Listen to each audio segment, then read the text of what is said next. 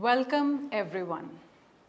At the outset, I take this opportunity to welcome all the learners of PGJMC and MAJMC of School of Journalism and New Media Studies and all the other guests who very fondly join us whenever we have such Facebook Live sessions.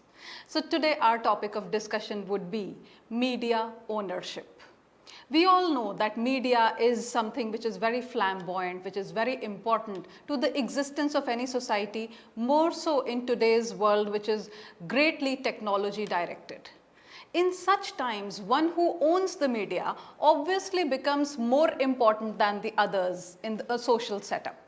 So today we will talk of all the aspects of media ownership, particularly in context of India and how it has been taken up so far. So in this session, we will discuss the various topics like initiators of change and how did media ownership start changing. Then the effects of globalization. We all understand that globalization came and it has still been having some very important effects. We'll discuss that. And then we will go on to the factors leading to the change in ownership and how ownership has become more important due to these factors. Then Indian media after deregulation. Once deregulation and privatization happened, how was Indian media impacted by it? Also, we will discuss the types of media ownership that is in existence today in India and the trends in media ownership and what are the recent changes that have come so far. And in the end, we would discuss the ethical issues which are connected with ownership patterns of mass media. So here we begin. First, the basics. We all need to understand how business to business and business to customer businesses are different from each other. When I say B2B, what is B2B? Business to business. Say for example, somebody produces microchip. It is then sold to a mobile making company and then the product finally reaches the customer. So this is a business to business transaction.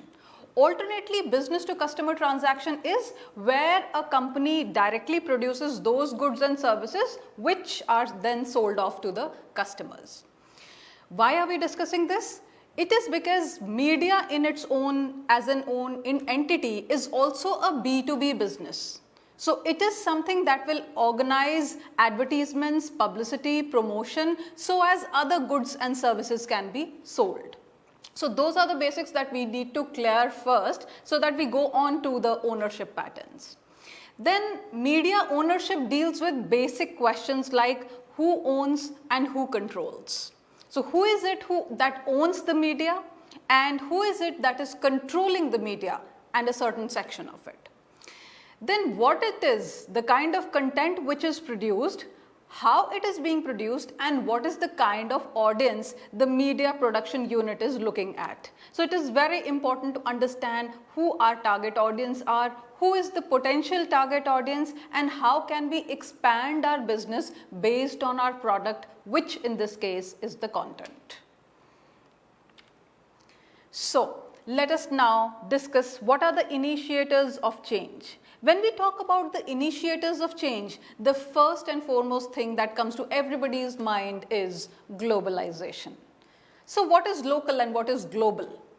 Globalization basically is the interdependence of world economies on each other.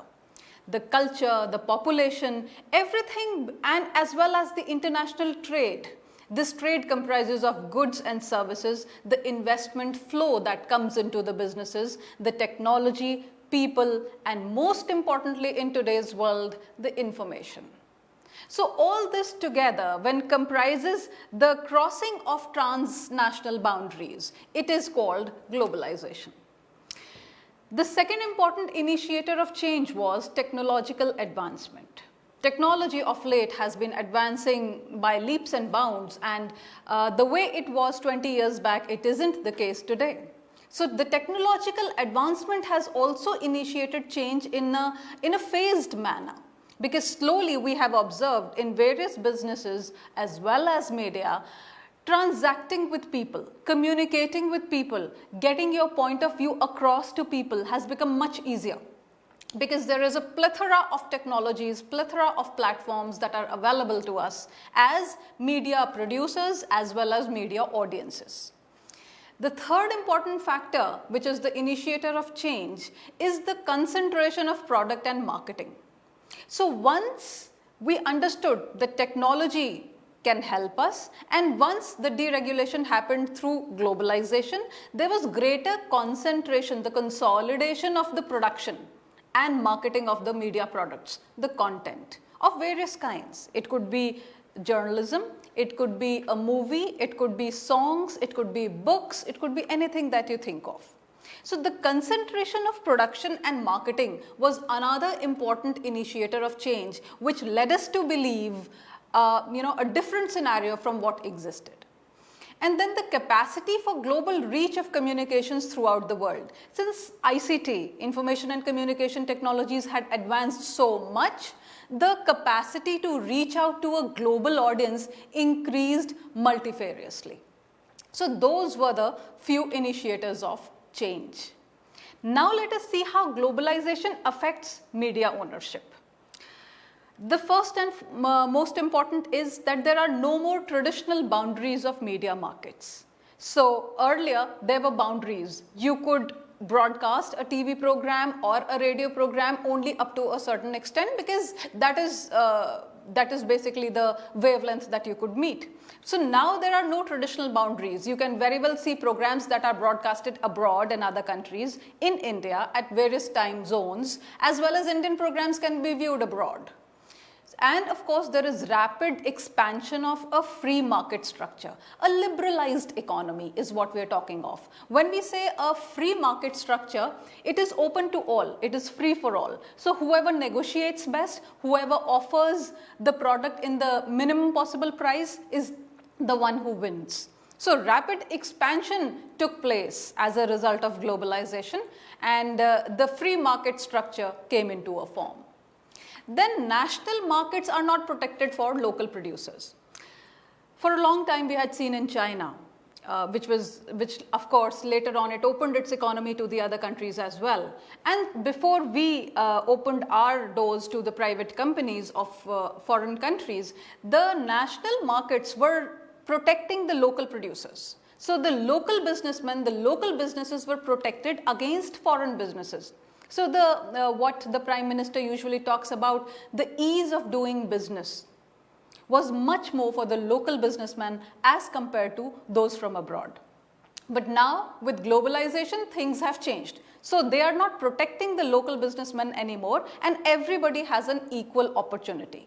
And in such a scenario, obviously the one who has greater resources and better resources at hand will win the war. Then we talk about a borderless, competitive, international economy.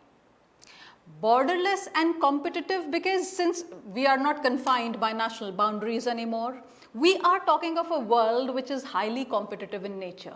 Competitive in terms of pricing, in terms of strategy, in terms of the product offered, in terms of the servicing of the product and the value addition that most customers across the world look for. So it is competitive, it is borderless, and it is an international economy. You would see these days in times of COVID-19, when the market economy of one country went down, be it Europe, be it the Americas, the global economies were affected because everything is intertwined. We are no more islands in ourselves. The entire economic structure across the world is dependent and interdependent on each other. New business and corporate strategies arose from it because the rules of the game have changed. And since the rules have changed, we do require new business concepts. We do require new strategies with which we could proceed in a new global arena of business which needs to be won over.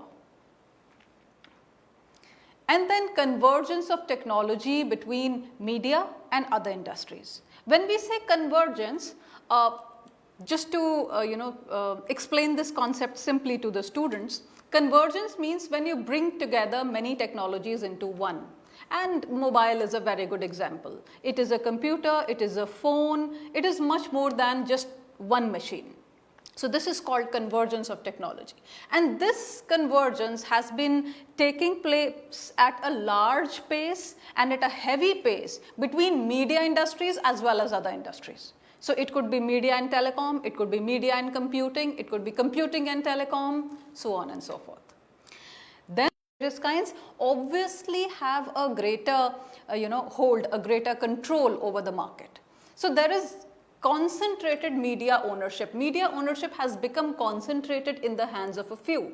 You would see that there are a few families in media in India who would own multiple avenues and arenas of media. So the concentrated media ownership has grown over time. Also, there is a greater trend of cross-media ownership. If you own a newspaper, you are more likely to go and open a news channel as well. Or if you're owning a news channel or a newspaper, you would also like to open an educational institution where you can train children or students on with hands-on skills and training.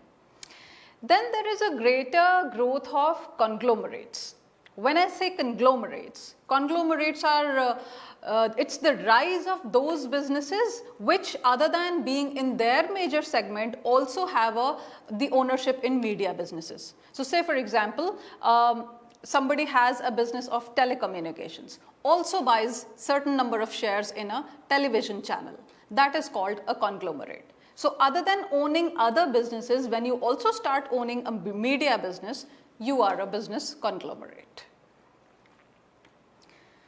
Then this was about globalization. Now let us discuss what are the factors that lead to change in ownership patterns. Those were the factors that greatly affected globalization, and they were a resultant, an outcome of what globalization gave us in terms of our business environment. Now when we are talking about the factors that lead to change in ownership, the first thing to consider is the changes in global political economy.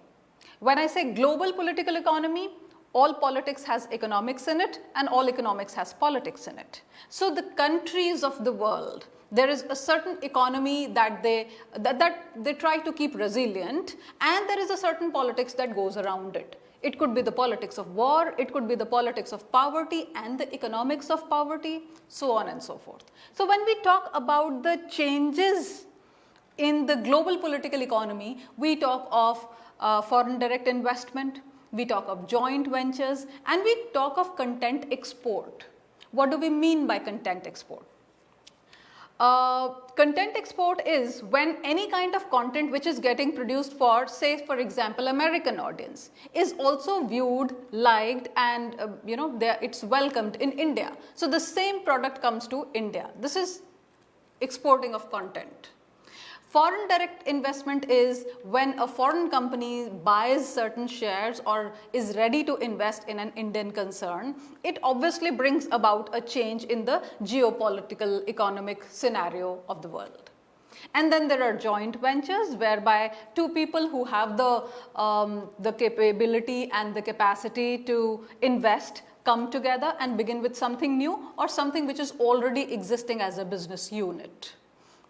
So those were the changes in global political economy. The second is the effect of rise of ICT. ICT is such a potent factor. It will be discussed over and over again, not only in this presentation, but also whenever we will talk about the polity, the economy, the political economic relationships of countries. Media ownership, media control, this is something which will affect all aspects of these subjects, because ICT, the way it has progressed and the way it has proliferated all across the social fabric, it is very important to study. You cannot negate it. So deregulation and privatization were a byproduct, I would say, of the rise of ICT, because so far there were a few rules with which everybody would play. But now there were no regulations, since there were countries, different countries and economies coming across and participating in our economy, and ours going and participating in theirs. So also privatization. Nothing was going as per only the government laws and rules. So we were opening our doors to private players who could be better or equal performers. Then fragmentation of media markets.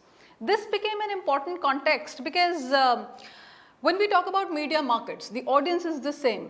You are trying to sell something through an advertisement. You are trying to convince the same audience to buy certain products through some event. You are trying to, propel forward some product or some service by means of news, by means of films that you make on them. So ideally, the media market got fragmented into smaller segments, whereby every media was trying and competing for the same audience pie. And then, of course, the changing capital markets. There was greater deregulation, there was more mergers and acquisitions of companies. This kept changing the market capital all the time. So the scenario and the way it was depicted economically kept changing time and again. There could be a time when the economic trades and ties and other such soft relations and things like that were stronger between two countries, and the equations might change when one country would try to build similar relationships with another country. So it may or may not be liked by the former players. So there were changing capital markets all the time. Any country who was in a position to invest was investing its monies into and media is a more softer target, I would say, because it allows you to change an opinion. It allows you to form an opinion. It allows you to think the way the controller of that media would want the audience to think. So obviously, greater deregulation and greater mergers and acquisitions, greater investments in such projects of media were happening on a large scale. Then all of it led to growth. One, mergers and acquisitions obviously lead to growth. When two companies merge together, the share market rises up and they become stronger in terms of growth. And for the first time in India, we would see that stock options were offered as a part of the executive compensations. So when you talk about the multinational concerns, media concerns that people are employed with, like Facebook and Google, they do get stocks and shares of the company when they join, and this keeps rising with the number of years that you spend with that company. So stock options became a good part of the executive compensation for people. And then there was, of course, an overseas expansion. We all know Google is expanding into, it began from the US and where all it has expanded into other than China. Also for Facebook, so also for Amazon. So there was greater business interest in this, and there was, obviously it was a very lucrative offer for everybody who was a part of such an expansion. And then this led to increased competition, declining market share and rising costs. These were the after effects of what was happening, the new media environment, the new media marketing business environment that countries became a part of. So there was increased competition. The market share of various companies would go down because considerably we were looking at bigger shares, whereby big international players, as a result of deregulation and privatization, were coming onto our soil and competing with us. And of course, there were rising costs. On one hand, there could be a player who in lesser cost would be able to provide a better value to the customer as compared to a local player. And that is how, the imbalance arises. Now let us look at the ownership patterns in different nations.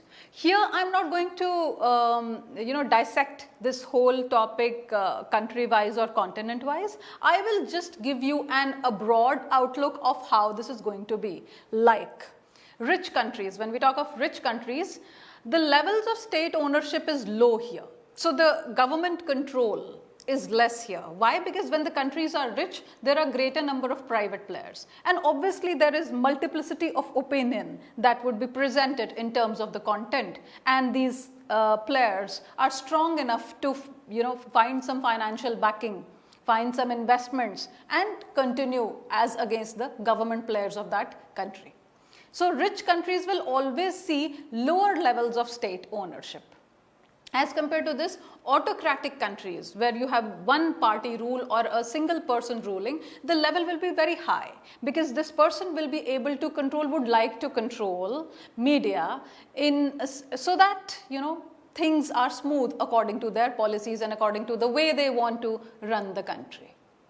Then we have poor countries where there is a greater level of one is the poor countries and the other is the autocratic countries. So poor countries also will see greater level of state ownership, greater control, because the resources are short. Whatever resources are there are concentrated in the hands of the government, so they can they can create greater opportunities of controlling the media in such countries. Also, when we talk about democratic countries, we have discussed in our previous sessions libertarian media system, a free-for-all media system. So where there is democracy, there is plurality of opinion.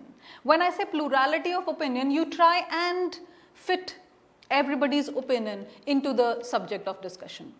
So the level of control by the state or by the government is low.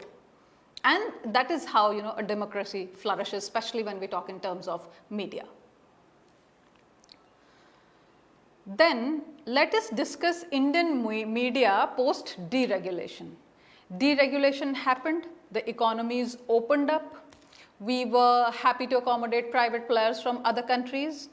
And what happened after that? One, there was hyper growth of market. So we would see media companies growing hyper locally. They were not just on local levels anymore. There were other countries and other companies, media companies as well as non-media companies, that were investing into the media companies of India, due to which the share market would rise, due to which there would be a more than average growth in the market. That is what we call a hyper growth. Then there was privatization of public services. We know that there is a government telecom service that is provided, which prevents us from having a very smooth facility in itself. But on the other hand, we have certain private players that also produce good amount of good amount of service, in a way that they are able to bring up a scenario where the audiences are content with what they are provided with. So the privatization of public services is one thing that happened post deregulation. Global cultural homogenization was another factor. When I say cultural homogenization, so far we were allowing different cultures to flourish and present themselves through regional media, through local media, through, let us say, national media also. But now we were open to the times where global cultures were accepted and they were dominant. So global cultural homogenization started taking place. We are trying to straitjacket value systems of people. And when we are trying to straitjacket value systems, we are also getting into the fact that homogenization will prevent any kind of multiplicity of thought and multiplicity of opinion. But since it suits the business players, this is how it is happening. Then of course, consumerism. Consumerism is another factor that was pushed on a large scale by media companies, because consumerism would lead to, one is the need and one is the want. So through consumerism, media could push to us the products which were not really needed by the people. But at the same time, the economy started doing well and the purchasing power of people was going up. And of course, consumerism started, having roots. And then there was greater interconnectedness of national economies, that we very well know. The corporate deregulation took place. There was greater corporatization of media. Media was not corporate to the extent to which it is now. So the corporate deregulation happened for media. And then there were traditional nation states that were displaced. The traditional concept of a certain part of the country, a certain culture, value systems, demography and psychographics of people, they were being disposed and displaced slowly. So on the whole, these were the basic factors that affected India and Indian media after deregulation happened. Next, we discuss the types of media ownership. This is the kind of media ownership that exists, that is prevalent even today. And say for example, when we say chain ownership, so there is a say for example, a newspaper organization that owns multiple newspapers. You will see a Times of India also owning a Navbharat Times and some other newspaper. So there are various other newspapers. There's a chain of newspapers whose ownership Bennett and Coleman may have. Cross-media ownership is when you already are owning a newspaper, you have a media and you get into another media business. Say for example, while also having a newspaper, you get onto a radio channel or a TV channel. So this is called cross-media ownership. Then conglomerate ownership. The idea of conglomerate is, as I explained earlier, when you own certain business verticals and alongside you also own a media business. So conglomerate ownership also grew because everybody could see how lucrative the media business could be and how well it could support the various other businesses. So this has been an ethical question that has been discussed for a long time now. But people don't pay much attention these days since everything is global and there are various companies and we are not even sure who is the concern which is owning a certain media group and how much percentage of shares is owned by whom. So in such kind of a scenario, conglomerate ownership was more prevalent and was more beneficial to the owners of media, to the owners of those businesses. Now we talk of vertical integration. Vertical integration is when you try to own something which is going to affect the media business which you are directly owning or of which you are directly a part. Say for example, newspapers. If you run a newspaper and you decide to buy a few acres of land to grow trees so that you can produce your own pulp and you can produce your own newsprint. Earlier, there were a few restrictions as to how much newsprint which organization can buy, and there would also be discounts given to smaller newspapers and smaller publications because they would not be in a position to pay so much because newsprint is a costly commodity, it is highly expensive. So vertical integration is another scene altogether, is something which is totally in contrast. You decide to own certain number of acres of land and you grow your own trees in order to extract pulp and make your own newsprint. So this is vertical integration. So these are the various kinds of media ownership that are existent, prevalent in the media scenario today. And now let us discuss what are the trends of media ownership. These trends have had their onus on the society, on the polity, on the culture, the cultural fabric at large. But nevertheless, these are the prevalent trends and you should be aware about them. So let us first discuss the emerging trends. Like all companies, since media companies are all very lucrative, mergers and acquisitions and strategic deals and alliances keep taking place not only with the allies but with the rivals as well. So when there are two opposing groups who are at war with each other as far as business is concerned, if they find a kind of audience segment, a niche audience segment where the two can propel their energies together, they can synergize and push a product, they would do it. So there are no permanent friends or foes in business. Then we talk about the convergence of technology. Convergence, like I said, because of ICT, convergence has been the in thing. The more affordable it can be, the smaller it can be, and more number of functions it can operate on, the better it gets. So media, telecommunication and computing.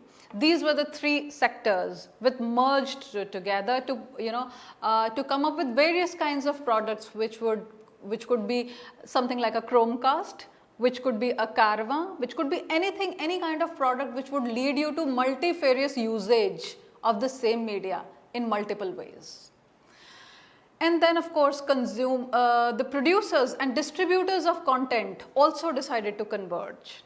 So when, say for example, a media distributing agency also decides to have their own media agencies that would produce the content, obviously their control over the media environment as far as product is concerned, as well as the media marketing would improve, would be stronger. So convergence of producers and distributors of content kept taking place. Say for example, Netflix is a good example. All such video demands, video on demand kind of services which are coming into picture these days, they are all good examples of this. Then we talk of consolidation. Consolidation happens due to the rise of conglomerates. How much market share do you have in which sort of a business, in which kind of an economy, makes all the difference. That will tell you about your ability to bleed. What do I mean by the ability to bleed? The ability to bleed is your capacity to pour in money into advertising, into promotions, into something, or price wars for that matter. We will discuss price wars later. As to all those strategies which would help you weaken the opponent. So consolidation was important as far as businesses are concerned. Competition turned both intermedia as well as intramedia. When I am talking about intermedia competition, it could be one daily competing with another daily. But when I talk of intramedia competition, there can be a monopolistic market, there can be the owner of one media which also has cross media, and then all the media together are competing against each other, and this is called intramedia ownership. So intramedia competition has been a trend of the last 5 to 10 years. And then we talk of the market dominance. Market dominance basically was characterized by the rise of regional media.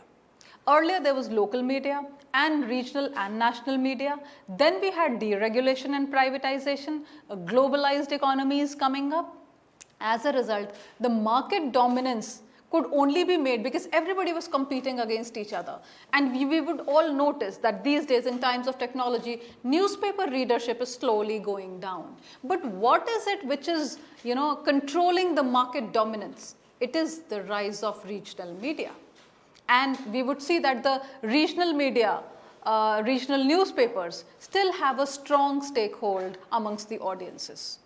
So in all the SEC B class towns and cities, we would see that newspapers continue to play an important role in the lives of their audiences as compared to metropolitans or English reading audiences, where they are slowly shifting over to the digital forms of newspapers. Then an interchangeable thing keeps happening. Economy is greatly affected by entertainment plus advertising plus marketing. All of it is leading to technological development. On the other hand, technological development is pushing all these three components, entertainment, advertising and marketing, to a stronger economy. So this is another factor that keeps operating, which has been in operation for years now and will continue to be as long as ICT and media continue to be as dominant and as proliferant as they are today. Now we talk about media integration. We will talk of three kinds of media integration basically. So how do media companies integrate? One is the horizontal integration, where we would see the merger of firms doing same business activity.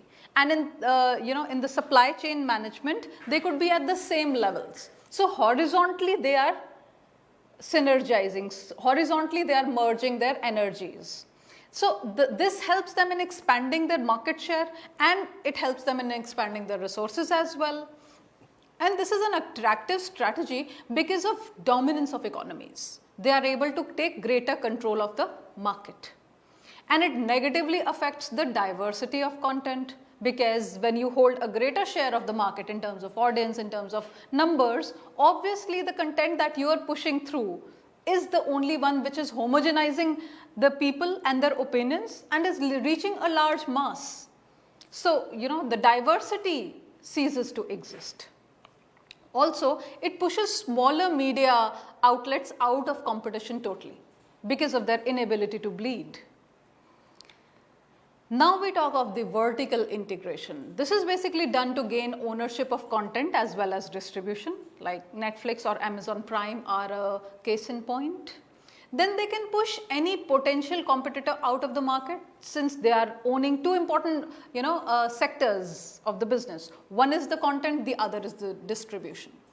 And it also helps in reducing transaction costs for them. So it is highly beneficial to the two companies who decide to vertically integrate. Then there is a greater control over their operating environment. Because since their market share becomes stronger, they have a greater control over the market operations. Now we talk about the diagonal or lateral expansion. This happens when firms diversify into a totally new business area. So somebody who's into oil diversifies into media. What happens? The resultant is that the risk factor gets spread. If you're only owning a media concern or oil, probably the risk that is there will always be dominating your business. But here, if your media sector is not doing well enough, you can always pump in money from the oil sector. So the risk gets spread and they are more protected against any damages that happens due to movements of the market. So this is the diagonal or lateral expansion. Now we discuss the last topic, but very important, which is the ethical issues. When we talk about ethical issues, there is no transparency about media ownership and no laws to enforce that. And this is a problem because we don't know who is having how much stake in which television channel or in which newspaper. And then accordingly, because if somebody owns a certain, the majority shares, obviously that media will not speak anything against the business. So there is no transparency about media ownership and no laws also, which would enforce that the transparency be there. So that is a huge problem that media ownership faces. Then there is no transparency on ownership of content. This is dangerous, to say the least. Because when you do not even know who is it who owns the content that is being propagated amongst huge masses, you do know how potent media content is. And there's nobody today who lives without media. So ideally, you're not only, brainwashing is a strong term, let me say, trying to make a different opinion for the people, but at the same time, it is all driven by one person's business interest who is controlling the content of media. Then there is no editorial autonomy. Once upon a time in newspapers, editors were worshipped. They were knowledgeable entities, what they said mattered, and what was written in the editorial was taken to be the signature statement of the newspaper. It was very, very important. But today we have no editorial economy. The autonomy has gone into the hands of the marketing personnel. So it is more about a product which needs to be marketed. It is not about editorial autonomy. It is not about coming up with an informed, well-researched opinion because it is going to in turn manipulate or make or break opinions of the audiences. Price wars. This is one very important thing. All that we've discussed in this session today, we've discussed about the rise of conglomerates, we've discussed about globalized economies, how people participate in media businesses and how they affect their revenues. All this has led to fierce price wars, both intermedia as well as intramedia. So when we talk about intermedia price wars, we know that one newspaper or one TV channel which has great number of funding, which is being supported from investors outside the country or even within, is in a greater position to create publicity, offer its product in lesser price as compared to the one who is struggling. So obviously he will be or she will be in a better position to push out the competition of the market, and there will be more media monopoly. Then there are political deals to design editorial content favorably. Media is not untouched by politics. It has never been, ever. So ideally, when there are political deals, there can be a way which maybe the audiences may or may not be able to figure out very prominently, but there can be the designing of editorial content in such a way as to favor a certain political party or a political ideology. Then of course there are social implications. Social implications are all right, there's always a silver lining in the cloud, both positive and negative. When I say negative, we all know they are trying to homogenize cultures, they are trying to bring in consumerism. All these are negative effects, the social implications, negative social implications of such kind of a media scenario and such kind of media ownership. But when we look at the positive side of it, today whatever is happening can easily be recorded on your mobiles and circulated. It can be made viral through various social media platforms that we have. So however less a government or a business sector tries, they cannot really, make a news fade away. It will circulate, it will come into picture, it will get noticed. So ideally there are both social as well, positive as well as negative social implications. And all of these are ethical issues on which media, not only today, it has been dealing with such ethical issues in the past, and it will have to contemplate how it is going to proceed in future. So I would end my session with that. Learning excites thought. Keep thinking. Happy learning. I hope you all enjoyed this session. Thank you very much.